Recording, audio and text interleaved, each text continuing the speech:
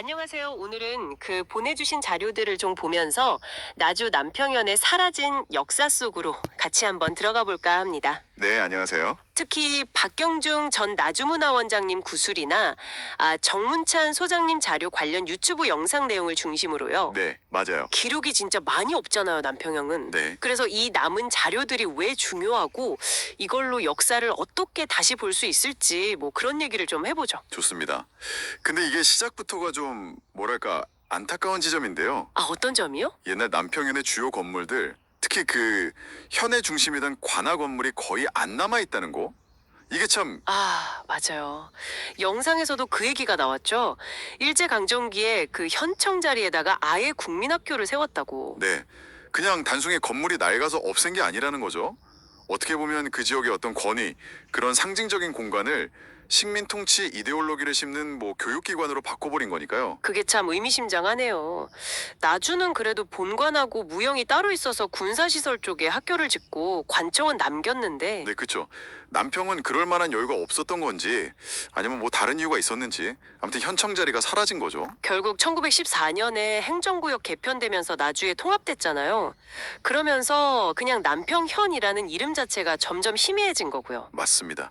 기록이 없는 게 생각보다 정말 심각해요.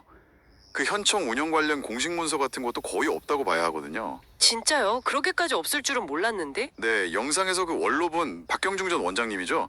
그분 말씀처럼 아마 일제강점기나 또 한국전쟁 겪으면서 개인적으로 흘러나갔거나 아니면 그냥 불타 없어졌을 가능성? 그게 높다고 봐야죠. 정말 막막한 상황이네요, 그러면. 그렇죠. 그런 상황에서 그 정문찬 소장님이 기증하신 문서꾸러미 있잖아요.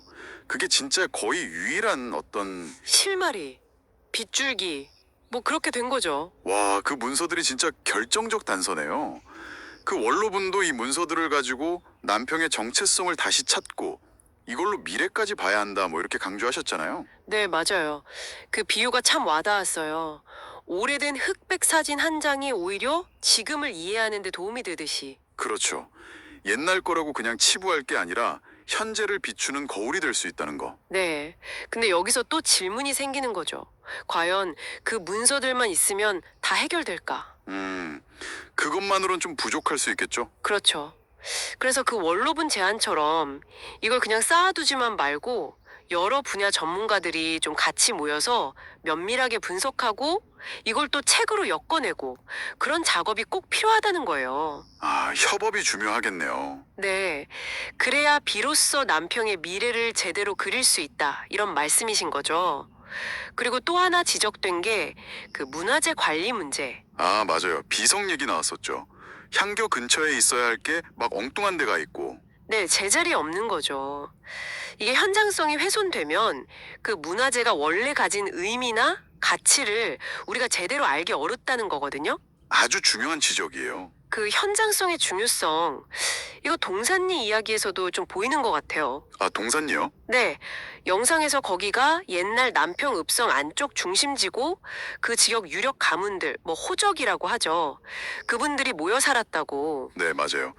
그래서 그 동산리 노인정이 그냥 노인정이 아니라 뭔가 지역의 구심점 같은 역할을 했다는 얘기도 있었죠. 네네. 저도 그 부분 되게 흥미롭게 봤어요. 심지어 그 유명한 남평 고싸움 있잖아요. 고싸움. 네. 그 배경하고도 이게 관련이 있을 수 있다. 이런 분석도 있었고요. 네, 맞아요. 그 고싸움이 그냥 민속놀이가 아니라 옛날에 그 지역 실무를 맡았던 향리들, 특히 우두머리 격인 호장 같은 사람들이 주도하고 비용도 되고 뭐 그랬던 행사에서 유래했을 수 있다. 이런 해석은 좀 주목해 볼 만하죠. 와, 그렇게 연결이 되는군요. 네. 그러니까 이런 단편적인 기록들 또 입으로 전해 내려오는 이야기들 그리고 동산리 같은 지리적 흔적들 이런 걸 다 이렇게 퍼즐 맞추듯이 종각적으로 봐야 그래야 이제 사라진 역사의 큰 그림에 좀 다가갈 수 있는 거죠. 그리고 그 퍼즐의 핵심 조각이 바로 그 정문찬 소장님의 문서가 될 수 있다는 거고. 그렇죠. 그 문서의 가치가 그래서 정말 큰 겁니다.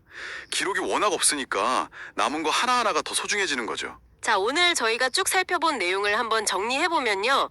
남평현 역사는 진짜 많은 부분이 좀 안개 속에 가려져 있는데 그래도 기적적으로 남은 그 문서라는 실마리를 통해서 조금씩 모습을 찾아가고 있다. 뭐 이런 거네요. 네, 그렇습니다. 그래서 이 자료를 발판 삼아서 과거 정체성을 좀 명확히 하고 그걸로 미래를 설계하는 게 중요하다. 이런 메시지가 좀 강하게 남는 것 같아요. 당신도 그렇게 느끼셨을 것 같고요. 네, 전적으로 동감합니다. 결국 역사는 그냥 과거에 박제된 게 아니라는 거죠. 그렇죠. 현재 우리를 이해하고 또 미래로 나아갈 어떤 토대, 방향 그런 걸 알려주는 거니까요. 맞습니다. 특히 이렇게 기록이 부족할수록 남아있는 작은 단서 하나가 얼마나 소중한지, 그리고 그걸 통해서 과거를 복원하려는 노력이 얼마나 중요한지를 보여주는 사례라고 생각해요. 오늘 저희가 들여다본 이 남평현 이야기처럼 혹시 당신 주변에도 뭐랄까 그냥 우리가 모르고 지나치는 이렇게 잊히거나 사라져가는 역사의 조각들이 있지 않을까요? 충분히 그럴 수 있죠. 잠시 한번 주변을 둘러보면서 그런 조각들을 찾아 맞춰보는 시간을 가져보는 건 어떨까? 뭐 이런 생각을 좀 해보게 되네요.